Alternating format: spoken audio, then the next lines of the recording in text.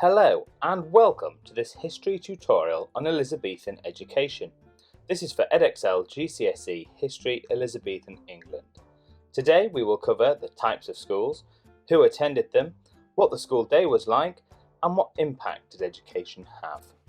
So let's dive straight in. Where you ranked in the social structure in Elizabethan England was important, as it determined what type of school you could go to, and whether or not you even got any education at all. If you haven't watched the Elizabethan Society tutorial, you should familiarise yourself with this. If you were a member of the nobility, you would be educated at home. This was true of both boys and girls. If you were in the gentry, then boys went to grammar schools. Both the nobility and gentry often attended university too, such as Oxford and Cambridge. Boys attended university from age 14 and 15. Those children who belonged to the merchants and craftsmen would often follow apprenticeships, learning what they needed to follow the family trade, although sometimes grammar schools would have an alternative curriculum for them to follow.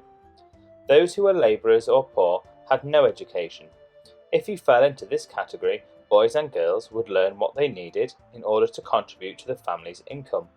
This meant that they learnt what they needed to do in work in order to best contribute. When we talked earlier about social structures, we mentioned several different types of school. Grammar schools were private schools set up for boys considered bright or who came from wealthier families.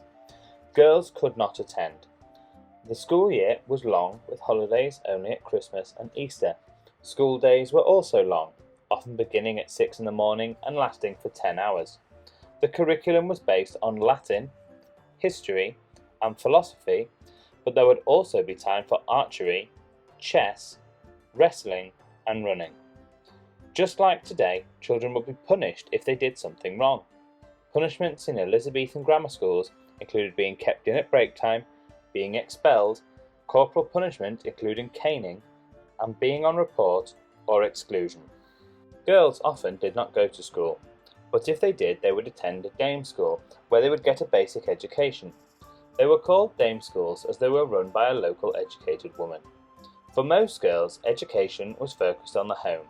They learnt skills like how to preserve food, bake, brew, sew, and treat simple illnesses and injuries. It is also important to think about the impact that education had during the Elizabethan era. The number of children going to schools increased, and learning was becoming more valued, and individual aspirations were encouraged. The printing press also allowed more books and pamphlets to be printed, allowing them to become more widely available to lower classes. It also contributed to the decline of Latin, and the printing in English became the norm. However, the benefits of education were not equal to the majority of people.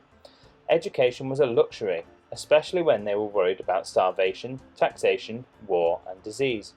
The opportunity for education increased for all classes in all ages, but it was mainly boys from well-off families who benefited. Most people were still too poor to send their children to school, and 30% of men and less than 10% of women could read or write. So we have explored the types of schools, who attended them, the school day and year, and the impact of education. To get further help, visit history.outwood.com, see your teacher in school, or check out quiz.outwood.com for those sweet revision quizzes. You can also follow the Outwood Humanities team on Twitter @OGATHumanities. Until next time, that was a little bit of history.